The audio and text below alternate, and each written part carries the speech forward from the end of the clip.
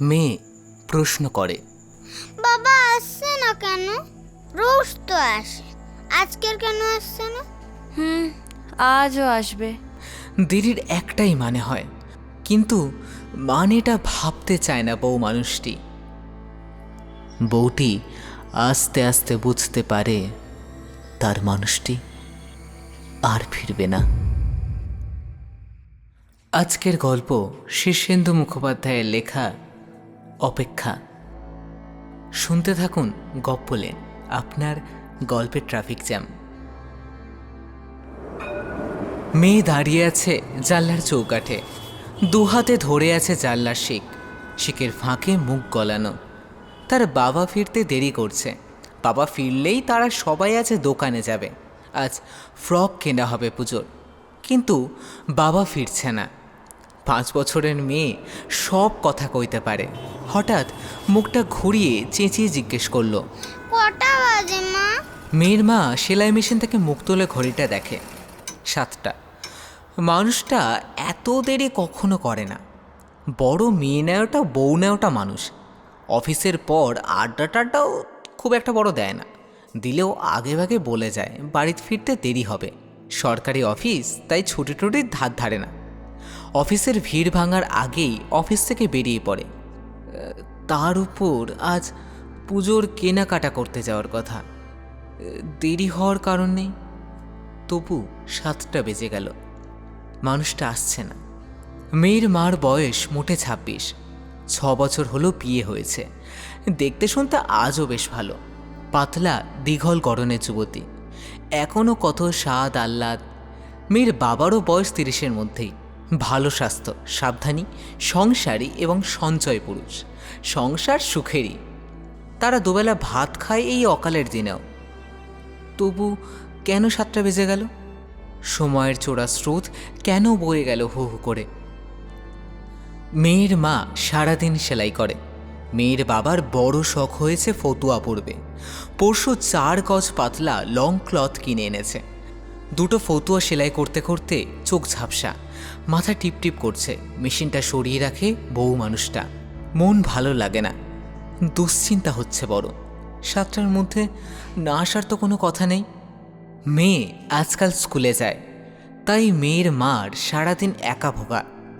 কি করে ঘুরে ফিরে ঘর সাজায়, বিছানার কভার পাল্টায়, জানলার পর্দা পাল্টায়, সেলাই করে, উল বোনে, 100 বার ঘরের আসবাব এধার থেকে ওধার করে। আজও সারাদিন সাজিয়েছে। তারা আর বেশি দিন এই ফ্ল্যাটে থাকবে না। বিল্ডিং মেটেরিয়ালের জন্য দরখাস্ত করা হয়েছে। বাড়ি উঠলে তারা নিজেদের বাড়িতে উঠে যাবে কথা আছে। বাড়ি হলে সামনে শখের বাগান করবে বউটি, স্টিলের আলমারি করবে। ভগবান সুদিন করলে গ্যাসের উনুন আর একটা সস্তা রেফ্রিজারেটরও হবে তাদের।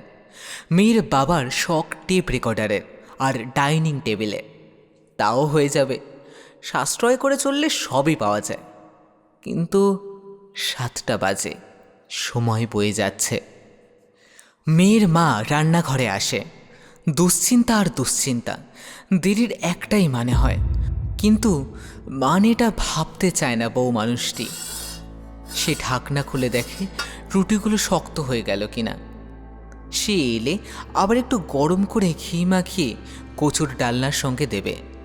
চায়ের জলটা কি এক্ষুনি বসাবে? হাতে কেটলিটা নিয়ে ভাবে বউটি। জনতা স্টোভের সলতে উস্কে দিয়ে দেশলাই ধরাতে গিয়েও কি ভেবে রেখে দেয়। জল বেশি ফুটলে চায়ের স্বাদ হয় না। এসেই তো পড়বে এক্ষুনি, তখন না হয় চাপাবে। মেয়ে আবার চেঁচায়, কটা বাজলো মা? বুকটা ধক করে ওঠে। ঘড়ি না দেখেই বউটি উত্তর দেয়, কটা আর? এই তো 6:30। মিথ্যে কথা। প্রকৃত হিসেবে 7টা পেরিয়ে গেছে। সিঁড়িতে জুতোর শব্দ। বউটি নিশ্চিন্ত হয়ে দরজা খুলল। না, সে নয়, ওপরতলার লোক সিঁড়ি বেয়ে উঠে গেল। মেয়ে প্রশ্ন করে, বাবা আসছে না কেন? এলো বলে তুই বেনিটা বেঁধে নে না ততক্ষণে। না, বাবা আসুক তারপর। আচ্ছা বাপ না ওটা মেয়ে তো। কেন আসছে না বাবা? রাস্তাঘাটে আটকে আছে বুঝি? আজকাল কি আর বাসে ট্রামে সহজে ওঠা যায়? রোজ তো আসে, আজকের কেন আসছে না? আজও আসবে। বিশ্বাসের জোরেই বউটি হাত মুখ ধুয়ে এসে পরিপাটি করে চুল বাঁধল। সিঁদুরটা একটু বেশিই ঢালল সিঁথিতে। ইদানিং বাজে সিঁদুরের জন্য চুল উঠে যায়, মাথাটাও চুলকায়, তাই সিঁদুরটা কমই লাগাতো। আজ কম দিল না, একটু ফাউন্ডেশন ক্রিম ঘষল মুখে, লিপস্টিক বোলালো, সূক্ষ্ম কাজলও টানলো একটু। ঘড়ির দিকে চাইল না। সকালে রাঁধা তরকারি জাল না দিলে নষ্ট হয়ে যাবে, তাই যখন স্টোভ জেলে জাল দিতে বসলো তখন সে টের পেল গা পায়ে একটা কাঁপুনি আর শীত। শরীর বসে যাচ্ছে, ভয়। কিন্তু রাত থেমে থাকলো না, গড়াতে লাগলো সময়। এক সময় বউটির ইচ্ছা হলো উঠে গিয়ে ঘড়িটাকে আছাড় মেরে বন্ধ করে দিয়ে আসে, কারণ 8টাও বেজে গেল, মানুষটা ফেরেনি, লুকিয়ে আছে কোথাও। ভয় দেখাচ্ছে না তো? জানলায় দাঁড়িয়ে থেকে থেকে ক্লান্ত হয়েছে শিশুটি। তার খিদে পেয়েছে, তেষ্টাও পেয়েছে। বউটি পাশের ফ্ল্যাটে গিয়ে একবার ঘুরে এলো। ও ফ্ল্যাটের কর্তা ফিরেছে। ও বাড়ির বউ শুনে টুনে বলে, রাত তো বেশি হয়নি, 8:30। আর একটু দেখুন, তারপর না হয় আমার কর্তাকে খোঁজ নিতে পাঠাবেন। শুনলুম কারার নাকি মিছিল টিছিল বের করেছে, রাস্তায় খুব জ্যাম। আশ্বাস পেয়ে বউটি ফিরে আসে, কিন্তু ঘরে এসে শান্ত বা স্থির হয়ে থাকতে পারে না, কেবলই ছটফট করে। ঘড়ির কাঁটা এক মুহূর্ত থেমে থাকছে না যে। বউটি বার দুই বাথরুম থেকে ঘুরে এলো। মেয়েকে খাওয়াতে বসে বারবার চোখে আসা জল মুছল আঁচলে। তার বয়স বেশি নয়, মাত্র 6 বছর হলো বিয়ে হয়েছে। একটা গোটা জীবন পড়ে আছে সামনে। ঘড়ির কাঁটা জলস্রোতের মতো বয়ে চলেছে, কিছুতেই ঠেকানো যাচ্ছে না। সিঁড়িতে পায়ের শব্দ, বারবার উপরে উঠে আসে, আরও উপরে উঠে যায়। সিঁড়িতে পায়ের শব্দ নেমে আসে, নেমে যায়। ঘড়ির কাঁটা ঘুরছে, সময় বয়ে যাচ্ছে। শিশু মেয়েটি ঘুমিয়ে পড়ে। ঘুমাবার আগে ক্ষীণ কণ্ঠে একবার বলে, মা, বাবা, মা, বাবা, মা। বাক্যটা শেষ করে না। বউটি আগ্রহে শুনবার চেষ্টা করে বাক্যটি। শিশুরা তো ভগবান, ওদের কথা অনেক সময় ফলে যায়, কিন্তু শিশু মেয়েটি বাক্যটা শেষ করে না। বউটির বুক কাঁপে। এবার বউটি একা, জানলার পাশে, শিকের ফাঁকে চেপে রাখা মুখ চোখের জলে ভাসে। 9টা বেজে গেল বুঝি।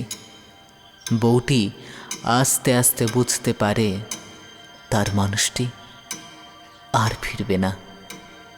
অমন মানুষটার নানা চিহ্ন তার মনে পড়ে। কথা বলার সময় উপরের ঠোঁটটা বাঁ দিকে একটু বাঁক খায়, লোকটার দাঁতটা একটু উঁচু, গলা ভাঙা, কপালের ডান দিকে একটা আঁচিল। সাবধানী ভীতু এবং খুঁতখুঁতে মানুষ। বড় মেয়ে নেওয়াটা আর বউ ন্যাংলা এমনিতে সব মনে পড়ে না, কিন্তু এখন বড় মনে পড়ছে।